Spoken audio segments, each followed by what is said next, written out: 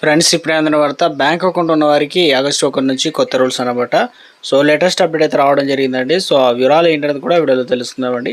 So వీడియోని చివరి చూడండి, అర్థమవుతుంది. మొదటిసారి ఛానల్ వస్తే తప్పకుండా సబ్స్క్రైబ్ చేసుకోండి. చూస్తున్నారు కానీ లైక్ చేయడం మర్చిపోతున్నారు. సో వెంటనే లైక్ చేయండి. వీళ్ళకైతే వెళ్ళిపోదామండి. సో దేశంలో డిజిటల్ ఆర్థిక సేవలు సరికొత్త శిఖరాలకు తీసుకెళ్లేందుకు కేంద్ర ప్రభుత్వం ఆర్థిక రంగ నియంత్రణ సంస్థలు పక్కా వ్యూహంతో అడుగులు వేస్తున్నాయన్నమాట. బ్యాంక్ ఖాతా తెరిచిన, కొత్తగా ఇన్సూరెన్స్ పాలసీ తీసుకున్నా లేదా మ్యూచువల్ ఫండ్స్లో పెట్టుబడి పెట్టినా కూడా ప్రతిసారి Aadhaar card, pan card, address ప్రూఫ్లు సమర్పించిన విసిగిపోతున్న కస్టమర్లకు కేంద్రం ఊరటనిచ్చే తీపి కబురు అయితే అందించింది.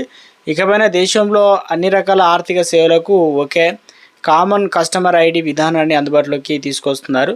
సింగపూర్, ఐరోపా దేశాల తరహాలో భారత్లో రూపుదిద్దుకుంటున్న ఈ సాంకేతిక పరిణామం బ్యాంకింగ్ రంగాన్ని మలుపు తిప్పనుందన్నమాట.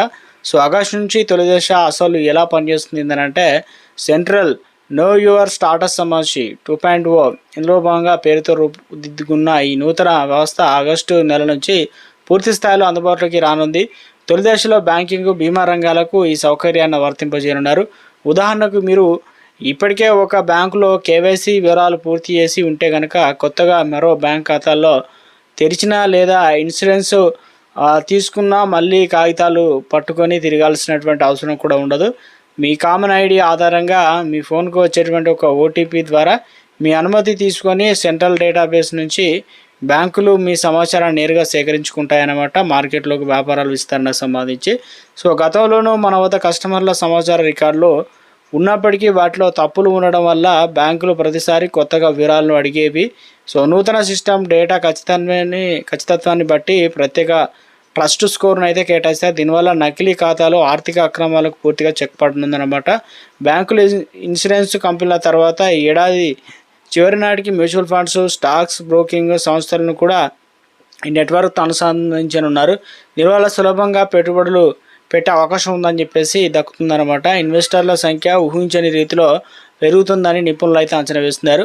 సో సామాన్యుడికి లభించనున్నటువంటి పెద్ద ఊరట అన్నమాట. బ్యాంకింగ్ రంగంలో ప్రాథమిక ఖాతాలు తెరిచే ప్రక్రియ ఇప్పటికే తుది దశకు చేరుకోగా ఇప్పుడు ఆ ఖాతాదారులు ఇన్సూరెన్స్, మ్యూచువల్ ఫండ్స్ వైపు నడిపించేందుకు ఈ కామన్ ఐడి ఒక మార్గదర్శకంగా మారనుంది. సమయం ఆదా అవ్వడంతో పాటు మోసాలకు తావు లేకుండా ఉండే ఈ విధానం ఆగస్టు నుంచి అమల్లోకి వస్తుండడంతో సామాన్య వినియోగదారులకు పెద్ద ఉపశమనం అయితే లభించబోతుంది.